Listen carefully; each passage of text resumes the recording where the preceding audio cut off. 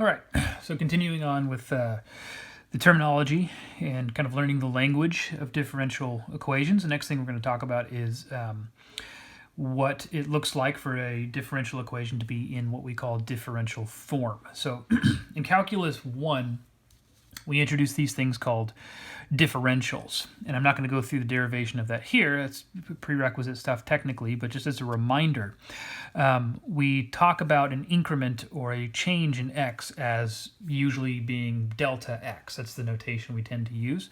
And we define the differential dx to be equal to that. It's just a change in x. And then we define the corresponding differential dy to be equal to y prime times dx. This topic comes up when we introduce linearization in Calculus 1, linear approximations and things like that.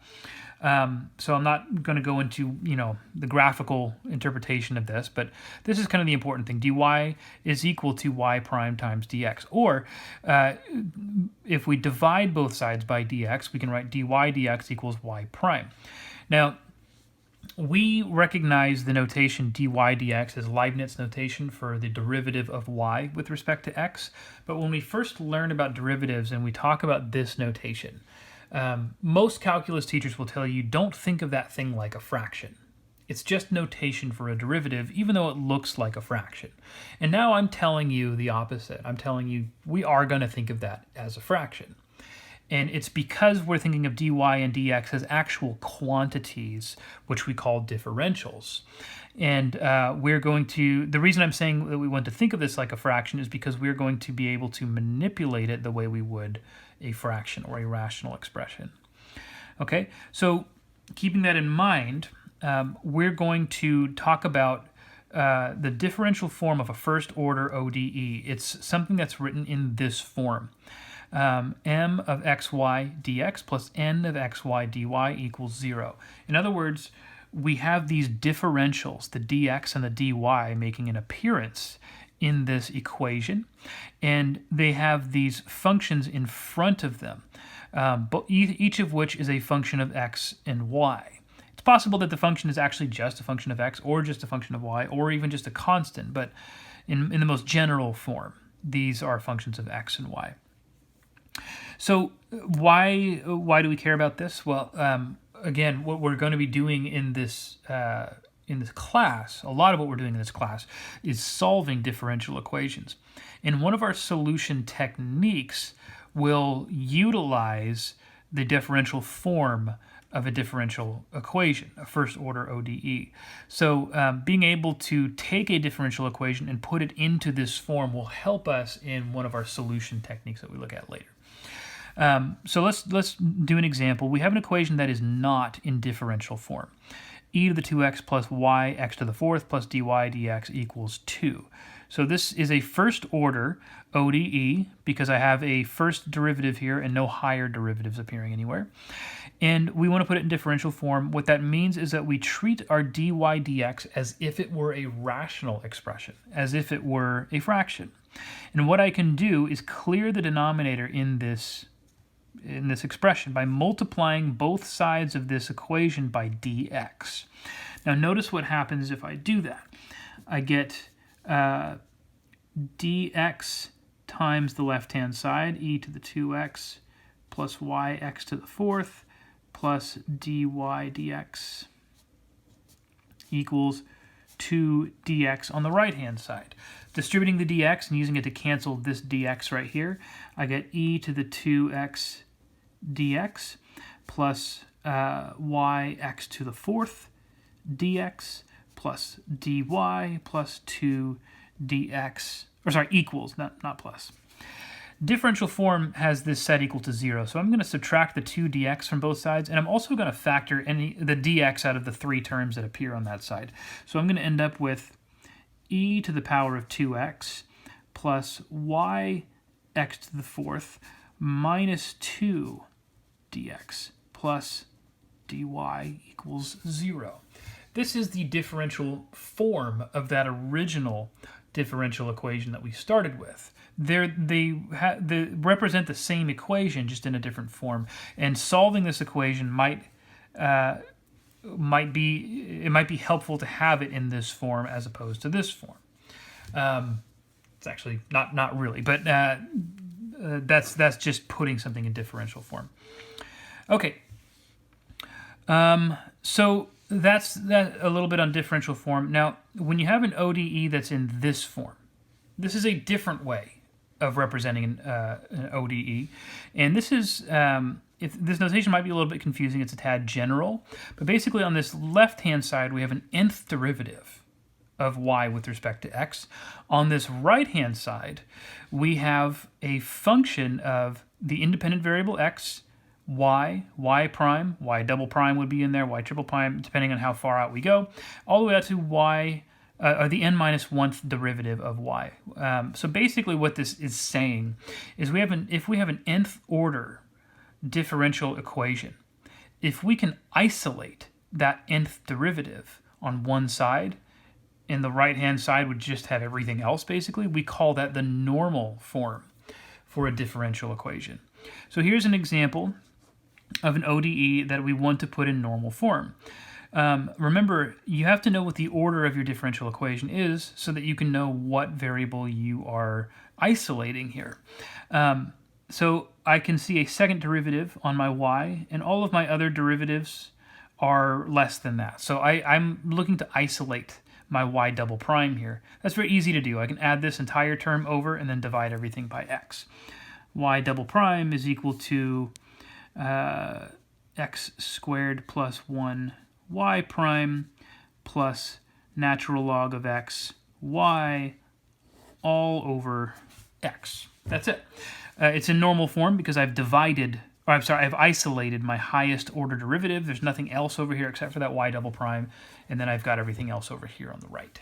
Okay, normal form. And again, we want differential equations in that form sometimes because that's some of our solution techniques will take advantage of that.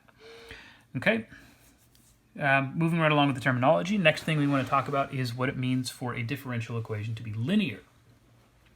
Now, if you've only had up through Calculus 2, then you should be familiar with what a linear equation in two variables looks like, something like y equals mx plus b, or you can put that in different forms, ax plus bx equals c, or something like that.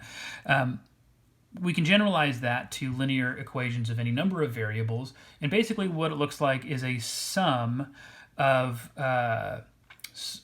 each of those variables times possibly some constant equals 0 typically. Now that's a linear equation in algebra. But when we talk about a linear differential equation, the definition is similar, but the difference here is that the coefficients that we talk about aren't just constants; they are functions of our independent variable x. So this is the general form of a linear equation when we're talking about differential equations, specifically an nth order linear ODE. So it's an nth order, so we have an nth derivative of y, and then possibly other derivatives that are of a lower order than that. And the form that this equation takes on is some function of x times the nth derivative of y plus some other function of x times the n minus 1th derivative of y plus, and then you kind of get this dot dot dot here indicating a pattern, some other function of x times dy dx plus some other function of x times y equals a function of x. Okay, and kind of the key thing here, because this is a very general looking definition, if you're having trouble understanding what this is when you're trying to identify a linear equation, one key thing is that none of my derivatives nor my y are raised to any powers. They're not showing up as the argument in a sine or a cosine or a radical or a logarithm or anything like that. They're kind of by themselves. And then the functions are all functions of x, these coefficients, we call them. So we're going to look at some differential equations and try to classify whether or not they're linear. Okay? Now, this one here is this linear, 4x y prime minus. This can be a little bit confusing. I'm going to put parentheses around this to indicate what we mean by this cosine of x y prime. It's cosine of x times y prime. So I have a function of x times y double prime minus a function of x times y prime plus a function of x, a constant function, 7, times y equals a function of x. That fits this form. So I would call that linear. Okay? Next up, b. Y prime times, in parentheses, I have y plus x equals y double prime.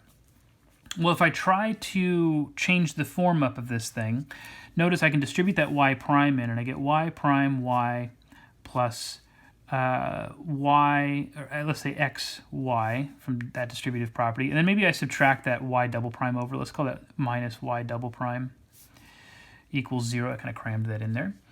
Is this linear? Well, I have a function of x times y double prime. That's like a -1 times y double prime. Plus, here's where we have a problem.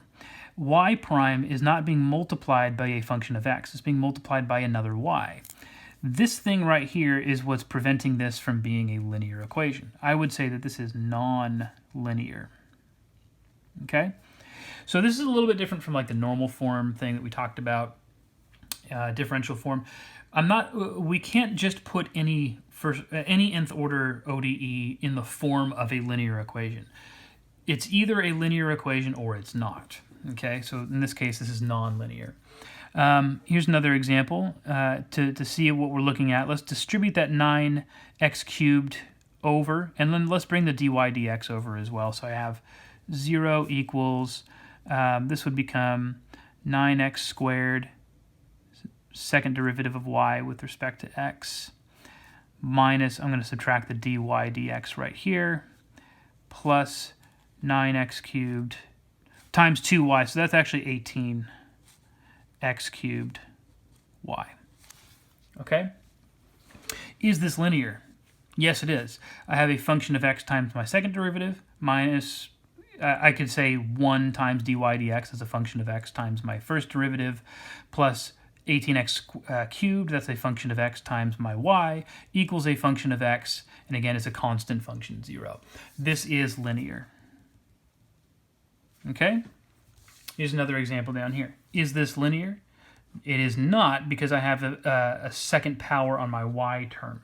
We aren't allowed to have exponents on those y's if this is going to be linear, so I would say non-linear. Okay? Here, this equation is in differential form, so it's not immediately obvious what we're looking at yet. I'm going to take it out of differential form by dividing everything by dx. What that's going to give me is 4x minus 3y plus e to the 2x dy dx equals 0. Okay? Now I'm going to subtract that 4x over because I don't see any y's attached to that thing. And I'm going to rearrange some stuff also. E to the power of 2x dy dx minus 3y equals -4x. I would say that this is linear. I have a function of x, e to the 2x, times my first derivative of y, minus 3, so that's like the function, y equals -3. That's a function of x, I can think of it that way, times y equals a function of x. That's linear. Okay? Here, is this a linear equation? Well, let's subtract this term over, dy dx minus ky equals 0. Now, even though it's not stated here, when you see a k, it's kind of assumed that that's a constant. So we have a function of x times dy dx minus a function of x times y. That is a function, that is a linear equation as well. Okay? And I'm actually going to have to cut this video short, so we're going to do the next section in the next video.